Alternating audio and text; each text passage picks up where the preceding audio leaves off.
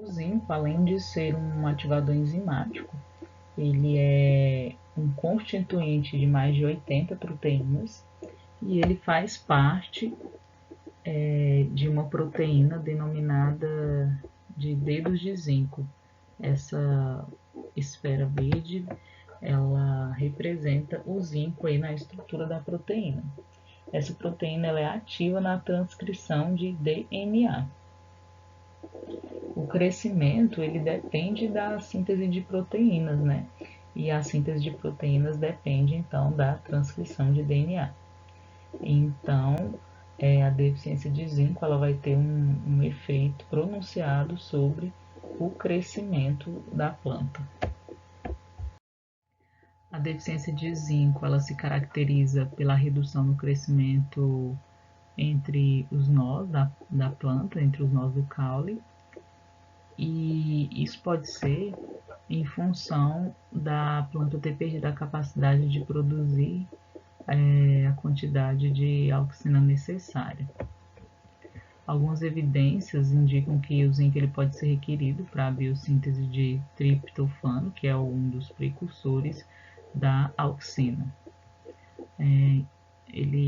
Sob deficiência, as plantas apresentam uma redução severa no tamanho, os entrenós então ficam comprimidos e as folhas podem se tornar uniformemente de cor verde seco, de tamanho reduzido e com folíolos com formato de ponta de lança.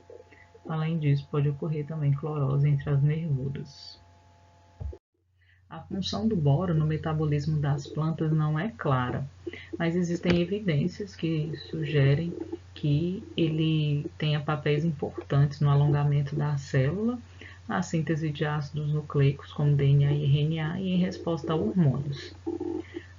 Uma das funções mais claras com relação ao boro é o fato dele fazer parte de um polissacarídeo. A gente pode observar aqui, né, a presença do boro, de um polissacarídeo que é denominado de raminogalacturonano 2.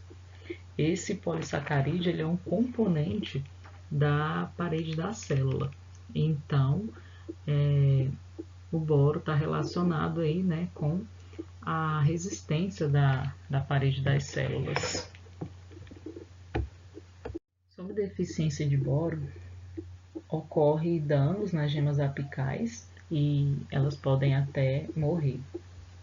Os tecidos das plantas que apresentam essa deficiência, eles têm a aparência de estarem duros, secos e quebradiços. E aí pode ocorrer também o encrespamento das folhas. As folhas mais novas elas ficam deformadas, né? Isso demonstra a baixa mobilidade do boro.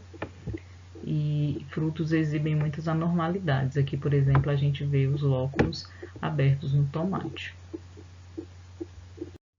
Existem muitos efeitos negativos da deficiência de boro em raízes.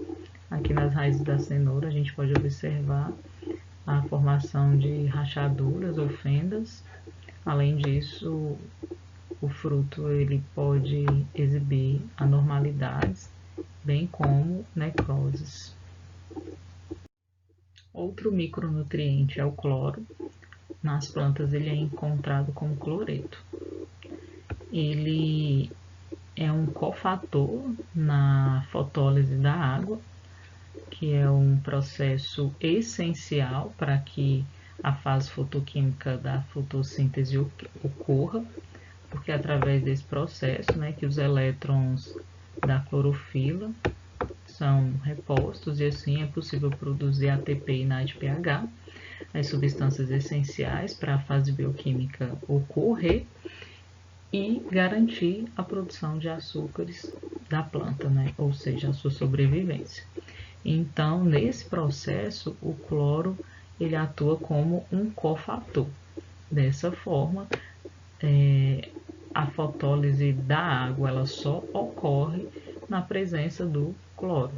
Então, se o cloro não estiver presente, esse processo é afetado e, consequentemente, todas as fases subsequentes.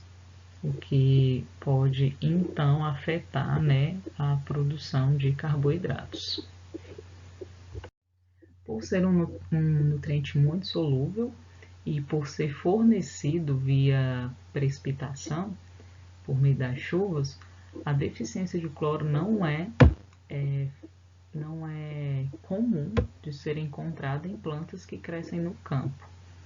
É muito mais comum a toxicidade desse elemento em plantas que crescem em ambientes salinos, porque elas podem acumular o cloreto nas folhas e esse excesso de cloreto pode vir a causar, a resultar na necrose, né, dos tecidos da folha.